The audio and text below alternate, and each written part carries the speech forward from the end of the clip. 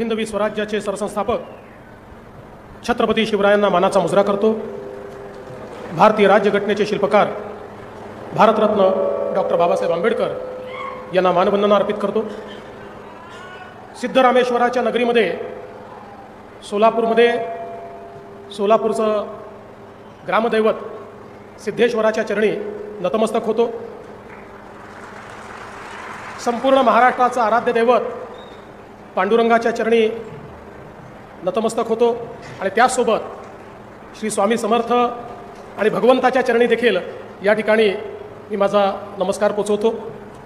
आज ही अतिशय आनंदाची गोष्ट आहे की प्रधानमंत्री आवास योजना शहरीच्या अंतर्गत या ठिकाणी राष्ट्रतेज अटल गृहनिर्माण संस्थेच्या वतीनं एक अत्यंत मोठा गृहनिर्माण प्रकल्प संकल्पित होतोय, पूर्ण झालेला आहे आणि त्याच्या सदनिका वितरण कार्यक्रमामध्ये मंचावर उपस्थित असलेले जिल्ह्याचे कार्यक्षम असे पालकमंत्री श्री जयकुमार गोरेजी, म्हाडाचे सभापती शिवाजीराव आढळराव पाटील ज्यांनी हा प्रकल्प करण्याकरता पुढाकार घेतला ते सोलापूर उत्तरचे लोकप्रिय आमदार विजय देशमुख मालक, त्याचप्रमाणे माजी मंत्री आणि ज्येष्ठ आमदार सुभाष बापू देशमुख, समाधानजी अवताडे, सचिनजी कल्याण शेट्टी, देवेंद्रजी कोठे, रणजितसिंहजी मोहिते पाटील, अभिजितजी पाटील, शिवाजी पाटील, राजाभाऊ राऊत, नरसिंह मेंगजी, चेतनसिंग केदार, शशिकांत चव्हाण,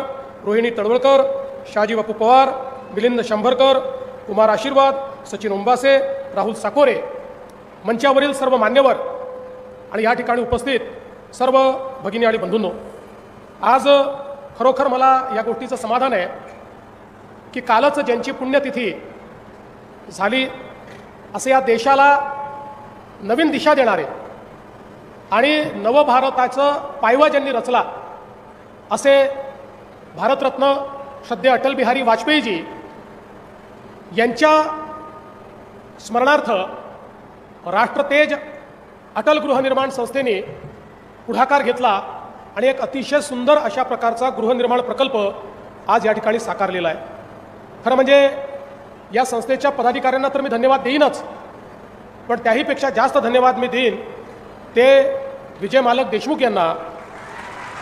कारण मला आठवतं विजय मालक माझ्याकडे आले होते आणि त्यावेळेस ते मला असं म्हणाले की साहेब रेनगर होत आहे, चांगलं आहे, आमचा काही त्याला विरोध नाही, पण एकाच ठिकाणी जर आपण इतकं केलं तर लोकांना सगळ्यांना एका ठिकाणी जाणं कठीण आहे। त्यावेळेस मी त्यांना सांगितलं की मालक ते होऊ द्या, तुम्ही पण एक प्रकल्प का घेत नाही, तुम्ही तशा प्रकारचा एक प्रकल्प केला पाहिजे।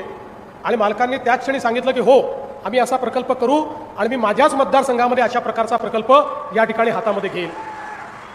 आणि आज मला आनंद आहे की मी ज्या वेळेस जाऊन घरं बघितली अतिशय सुंदर घरं या ठिकाणी तयार झालेली आहेत। खरं म्हणजे या देशामध्ये प्रधानमंत्री मोदीजी एक असे प्रधानमंत्री झाले की ज्यांनी सामान्य माणसाच्या मूलभूत गरजांना हात घातला आणि अन्न वस्त्र निवाऱ्यासारख्या मूलभूत गरजा पूर्ण झाल्यानंतर शिक्षण आरोग्य रोजगारासारख्या समस्या आपल्याला पूर्ण करायच्या आहेत, पण त्याचवेळी अनेक लोक जवळजवळ अर्धा भारत किंवा 40% भारत हा निवाऱ्याविना अशा प्रकारची भारताची परिस्थिती बघितल्यानंतर माननीय मोदीजींनी प्रधानमंत्री आवास योजना सुरू केली आणि त्या योजनेचे वेगवेगळे कंगोरे आपल्याला पाहायला मिळत आहेत। आणि त्यातच प्रधानमंत्री आवास योजनेच्या अंतर्गत PPPच्या अंतर्गत काही प्रकल्प आपण हातामध्ये घेतले आणि त्यातलाच हा प्रकल्प आहे की ज्या प्रकल्पामध्ये अटल बांधकाम कामगार योजनेतनंही 2 लाख रुपये आपण दिलेले आहेत। ग्रीन बेल्टमध्ये आपण हा अलाव केल्यामुळे त्या ठिकाणी जागेची किंमत कमी झालेली आहे, प्रधानमंत्री आवास योजनेतले पैसे मिळालेले आहेत आणि इन्फ्रास्ट्रक्चर करताही आपण राज्य सरकारकडनं पैसे दिलेले आहेत। त्यामुळे लाभार्थ्याला अत्यंत कमी दरामध्ये हे घर मिळालेलं आहे।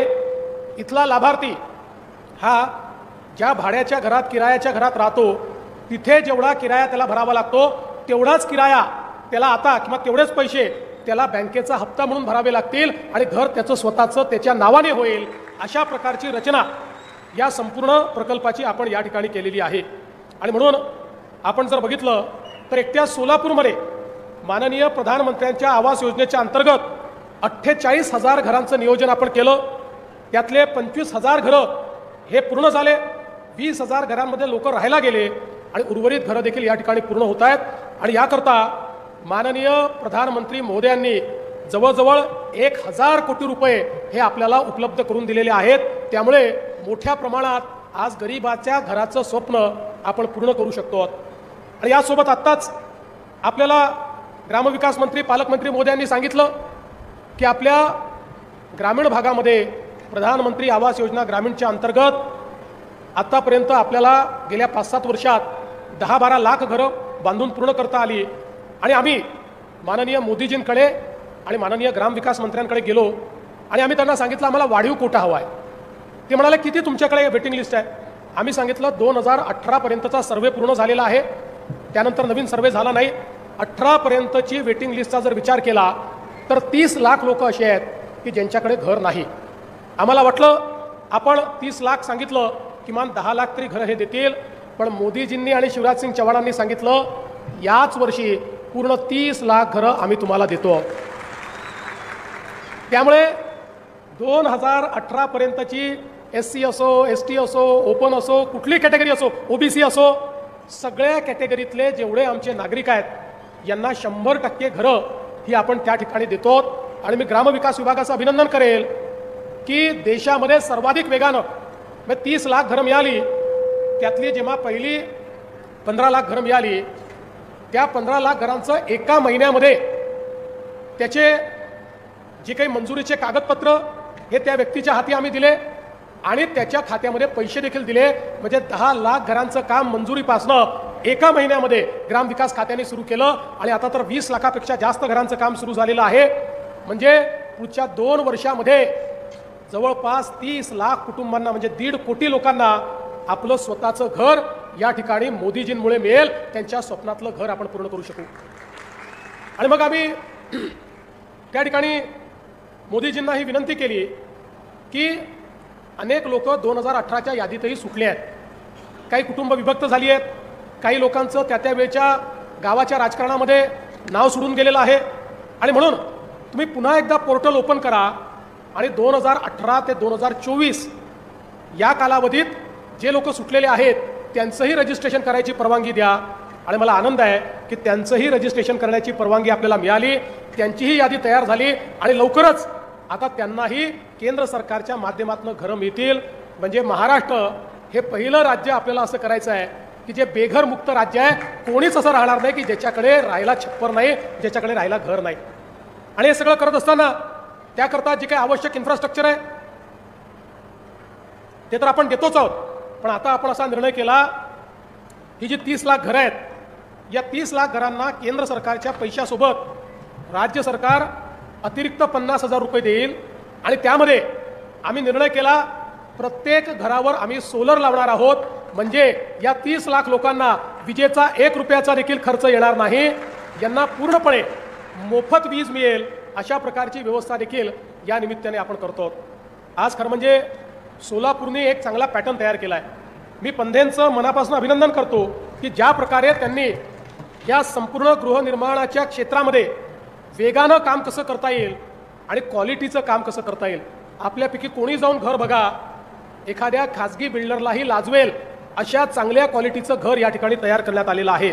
आणि म्हणून ही देखील सोलापूरने एक महाराष्ट्राला दिशा दाखवली आहे की चांगल्या पद्धतीच्या हाऊसिंग कॉलनीज या गरिबाकरता आणि निम्न मध्यमवर्गीयांकरता कशा तयार करता येतात। आणि निश्चितपणे येत्या काळामध्ये त्या संदर्भात अजून अशा प्रकारचे प्रकल्प घेण्याचा आपण प्रयत्न करू। आज खरं म्हणजे विजय मालक म्हणाले की मुख्यमंत्री महोदयांचं सोलापूरवर काही प्रेम कमी झालं आहे का? मालक, तुम्ही लोक असताना माझं प्रेम कसं कमी होईल? तुमच्यावरच प्रेम आहे तर सोलापूरवर प्रेम राहणारच आहे। पण मी तुम्हाला सांगू इच्छितो की 2.5 वर्ष उपमुख्यमंत्री होतो तरीही सोलापूरचा ट्रॅक सोडला नाही। तुम्हाला माहिती आहे सोलापूरची पिण्याच्या पाण्याची ही जी आपली पाईपलाईनची योजना होती पूर्ण अडचणीत होती, त्याच्यामध्ये सगळ्या अडचणी दूर करणे, त्याचा पुन्हा नव्याने टेंडर काढणे, त्याचा कॉन्ट्रॅक्ट करणे, त्याच्याकरता माझ्याकडे वित्त खातं होतं, पैसा उपलब्ध करून देणे, हे सगळं करून आपण या लाईनचं काम पूर्ण केलं। आणि आज मला अतिशय आनंद आहे की सोलापूरमध्ये आता बंद पाईपलाईनने आपण पाणी आणतो आहोत, STPचं काम देखील आपल्या WTPचं काम देखील आपण करणार आहोत। पण हे सगळं केल्यानंतर सोलापूरकर फार हुशार आहेत, त्यांना माहिती आहे एकदम सगळं मागितलं तर कदाचित हे देणार नाहीत। जसं 850 कोटी रुपयाचं पाईपलाईनचं काम झालं तसे हे सगळे आमदार आणि पालकमंत्री माझ्याकडे आले आणि म्हणाले साहेब पाईपलाईन आली पण आमची वितरण व्यवस्था जुनी आहे, त्यामुळे सोलापूरला रोज जर आम्हाला पाणी द्यायचं असेल तर आम्हाला नवीन योजना लागेल, अतिरिक्त टाक्या बांधाव्या लागतील, अतिरिक्त पाईपलाईन टाकावी लागेल. मला ठीक आहे करा, मला वाटलं 200-300 कोटीची योजना असेल, माझ्याकडे योजना घेऊन आले 850 कोटी रुपयाची. पण काळजी करू नका, त्याही योजनेला आपण मान्यता दिलेली आहे आणि 850 कोटी रुपयाची योजना करून सोलापूर सारख्या माझ्या प्रमुख शहरामध्ये, हे दक्षिणेतली आपली एक अत्यंत महत्त्वाची महानगरपालिका आहे, त्याच्यामुळे या महानगरपालिकेच्या क्षेत्रामध्ये प्रत्येक घरी रोज पिण्याचं पाणी गेलंच पाहिजे अशा प्रकारचा आपला आग्रह आहे आणि म्हणून या दृष्टीने निश्चितपणे याला देखील आपण मान्यता देतो. मागच्या काळात मालकांनी सांगितलं वेगवेगळ्या योजना आपण या ठिकाणी पूर्ण केल्यात आणि आता पुढच्या काळामध्ये आपलं जे स्वप्न आहे सोलापूरहून मुंबईला विमान जाण्याचं, त्याचाही मार्ग आपण मोकळा केला आहे. विमानतळाचंही अतिरिक्त काम आपल्याला काही करायचं आहे, तेही आपण यापुढे करणार आहोत. पण त्याचवेळी खरं म्हणजे आता आपण मागणी केली की आमच्याकडे रोजगाराची निर्मिती झाली पाहिजे. आज आपण पुण्याच्या IT पार्कमध्ये गेलात आणि सोलापूरकर कोण म्हणून आवाज दिला, अर्धे लोक हात वर करतात, सगळे सोलापूरकरच आहेत तिकडे. त्याच्यामुळे आता तीच व्यवस्था जर आपण इथे उभी केली तर मला असं वाटतं की मोठ्या प्रमाणात आपल्या मुलांच्या हाताला आपण काम देऊ शकू. आणि म्हणून मी आता जिल्हाधिकारी, महानगरपालिका आयुक्त, पालकमंत्री तुम्हाला सगळ्यांना सांगतो, IT पार्क करता उत्तम अशी जागा शोधून काढा. मी MIDCच्या माध्यमातून IT पार्क या ठिकाणी तयार करून देईन आणि आपण IT कंपन्यांना देखील इथे घेऊन येऊ, जेणेकरून आपल्याला मोठ्या प्रमाणात या ठिकाणी काम करता येईल. आणि दुसरं आपण हे लक्षात ठेवा, इंडस्ट्री ही कनेक्टिव्हिटीने येते. आज एकीकडे आपल्या एअरपोर्टचं काम झालं आणि एअरपोर्टवर फ्लाईट यायला लागली, रस्त्यांची कनेक्टिव्हिटी अतिशय चांगली झालेली आहे. या सगळ्या कनेक्टिव्हिटीमुळे आपल्याकडे, कारण एकेकाळची आपली औद्योगिक नगरी आहे, हळूहळू काही कारणाने उद्योग कमी झाले, पण आता या उद्योगात भरभराटी कशी आणायची या संदर्भातली कारवाई देखील येत्या काळामध्ये निश्चितपणे आपण करू. आज मला या निमित्ताने आपले अण्णासाहेब पाटील आर्थिक विकास महामंडळाचे देखील अतिशय मनापासून आभार मानायचे आहेत आणि विशेषतः सुभाष बापू देशमुख आपले देखील आभार मानायचे आहेत की 2,500 लोकांना आपण या महामंडळाच्या माध्यमातून आपल्या लोकमान्य मल्टीपर्पजमधनं या ठिकाणी कर्ज देऊन त्यांना उद्योजक म्हणून उभं केलेलं आहे. आणि मला सांगताना आनंद वाटतो, मी ज्यावेळेस अण्णासाहेब पाटील आर्थिक विकास महामंडळाची पुनर्रचना केली त्यावेळेस सांगितलं होतं की आपल्याला या महामंडळातनं मराठा समाजामध्ये उद्योजक तयार करायचे आहेत. आणि आज सांगताना आनंद वाटतो की जवळपास 1,52,000 उद्योजक या महामंडळाच्या माध्यमातून आज आपण उभे करू शकलो आणि त्यांना जवळपास 13,000 कोटी रुपये हे आपण त्या ठिकाणी मिळवून दिले. आणि त्यातनं आज जो स्वतः नोकरी मागत होता आज तो 5-10 लोकांना नोकऱ्या देतो आहे. म्हणजे नोकरी करणारा नाही, नोकरी देणारा उद्योजक, असे 1.5 लाख उद्योजक आज आपण या माध्यमातून तयार केलेले आहेत. आणि खऱ्या अर्थानं या ठिकाणी आमचे नरेंद्र पाटील यांनी अतिशय चांगल्या प्रकारे या महामंडळाची जबाबदारी सांभाळली, त्यांचंही मी अभिनंदन करतो. आणि आमच्या लाडक्या बहिणींनी आज या ठिकाणी मला राख्या बांधल्या. खरं म्हणजे या बहिणींचं कर्ज आम्ही कधीच उतरवू शकणार नाही. या बहिणींचं प्रेम आणि आशीर्वाद आमच्या पाठीशी असल्यामुळे कितीही मोठी संकट आलं तरी त्या संकटामध्ये हा जो राखीचा धागा आहे हा धागा आमच्या पाठीशी उभा असतो आणि त्याच्या आशीर्वादामुळे त्या संकटातनं आम्ही बाहेर पडत असतो. आणि म्हणून सोलापूरकरांना मी पुन्हा एकदा या निमित्ताने आश्वस्त करू इच्छितो, सर्व सन्माननीय आमदारांना, लोकप्रतिनिधींना आश्वस्त करू इच्छितो, आम्ही सगळे, मी असेल, शिंदेसाहेब असतील, अजितदादा असतील किंवा महाराष्ट्राचं सरकार हे सोलापूरच्या पाठीशी खंबीरपणे उभा आहे. तुम्ही काळजी करू नका, सोलापूरला जे जे लागेल ते ते देण्याचा प्रयत्न आम्ही करू. आज पुन्हा एकदा ज्यांना घरं मिळालेली आहेत, ज्यांच्या जीवनामध्ये स्वतःच्या घराचं स्वप्न पूर्ण झालेलं आहे, अशा सगळ्यांचं मी अभिनंदन करतो. आणि पुन्हा एकदा मालक तुमचं आणि सगळ्या टीमचं अभिनंदन करून या ठिकाणी माझं बोलणं संपवतो. जय हिंद, जय महाराष्ट्र. हे आहे देशातील नंबर 1 न्यूज.